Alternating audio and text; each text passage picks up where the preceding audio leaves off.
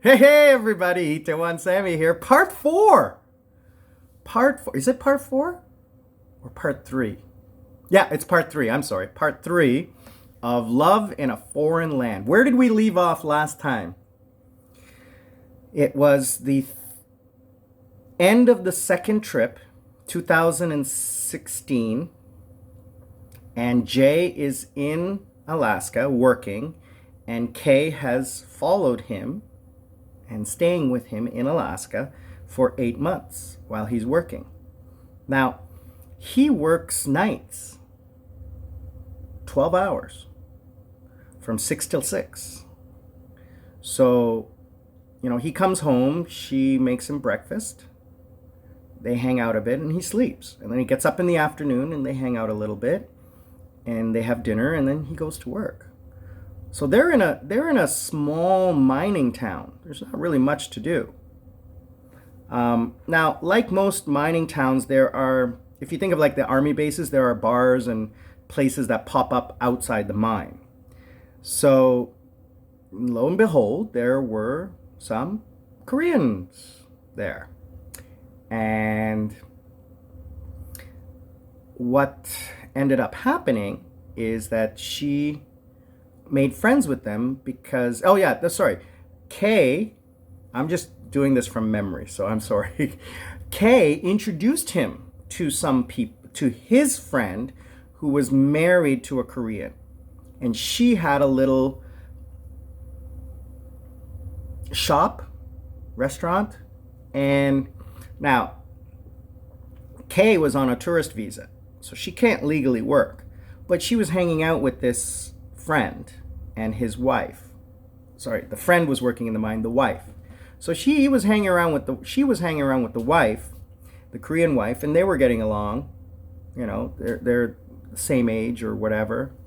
But this Korean was a Kyopo Korean, was born in America, but spoke Korean, and of course Kate speaks English. So they were hanging out, and she was helping out, hanging out at the restaurant, helping out, getting a little cash on the side. But nothing crazy, nothing that would attract attention. So, and she didn't need anything because Kay was providing everything. But this was just to keep her busy so that she would not get bored. Because what was she doing all day? She was watching TV and going around. Well, not going around, staying at home most of the time. So here's what happened. And what do you think happened next? What do you think? Well, just like in most places where there's men and money and remote, there are businesses that supply services that are, let's say, of the professional nature. Something that Kay is well versed in. So after the restaurant closed around 10 p.m., Kay would just, the friend doesn't know what she's doing. She thinks she's going home. But Kay would wander around this area and would kind of hang out at these bars and would meet people there. Now, there were Thai, Filipino, American girls working there. So she was, kind of asking around and probing around and trying to figure things out. What to do, excuse me. What could she do? Like she's thinking about the money. And here's where the story gets interesting. She hooked up with one of these American girls. And the American girl said, "Why don't we rent an apartment? And I will get you customers. And you can make a lot of money." Because she was telling her how much she was making. And it was much more than what she was making in Korea. So she's thinking about this. So they go in together on a little apartment. Because it won't be at the house, which is a little further away. And K is working from 6 p.m. till 6 a.m. So from 10 p.m. till 4 a.m., 3 a.m., she can work at this, let's say, aerobics place that she set up in her house. Is she afraid of bumping into people that Kay knows? And what I understood was no, because she hadn't really met a lot of people. And she wasn't going out and recruiting. These were people being introduced to her by the American girl. So that's what happened. She's 1 or 2 months in to this visit to the States. And she starts doing this job 6 nights a week, 5 nights a week, or what have you. I can't remember how many nights a week she was doing it.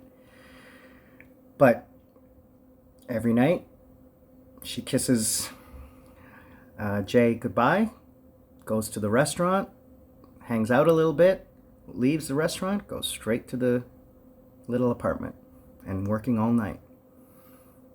Jay comes home, she cooks breakfast, he goes to sleep. He thinks she's just puttering around the apartment.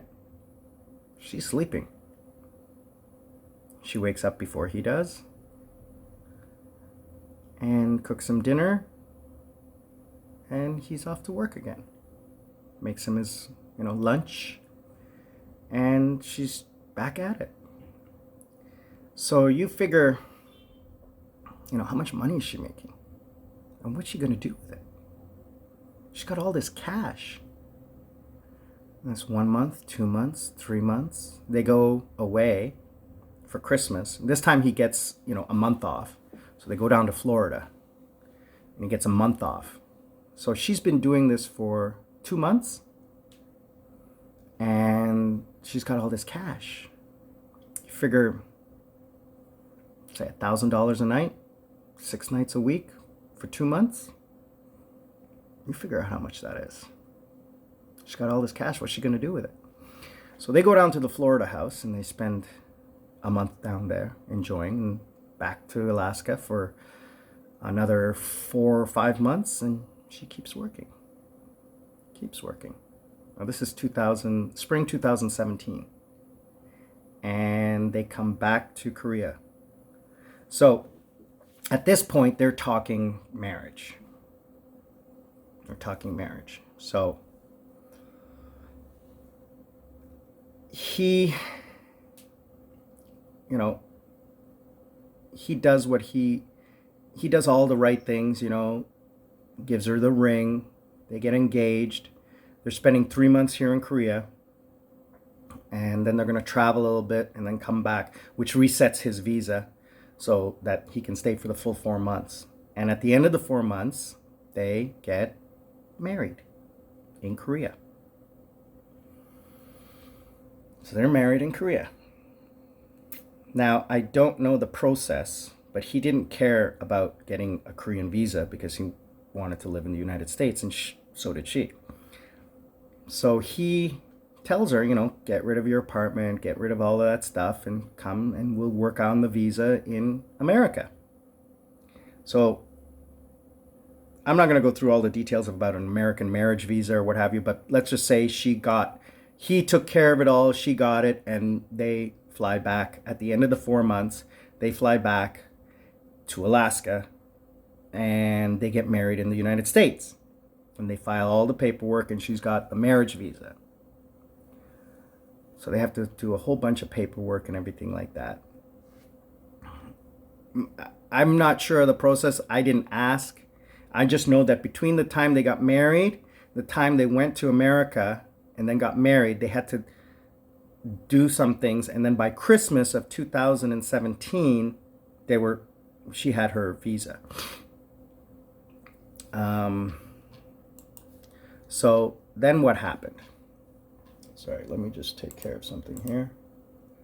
Then what happened? She went back to work, and she's working. December again, they go for a month. This time they go driving through the United States.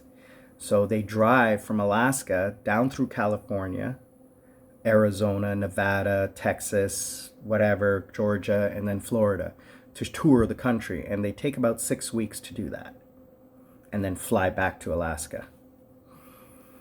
So it's now early 2018. And they are not coming back to Korea this time because they have to stay for her residency. So what happened? Yeah, so spring, she's back to working at the little apartment. She's got all this money, like thousands and thousands and thousands. I'm going to say tens of thousands of dollars. I can't calculate right now how much it was.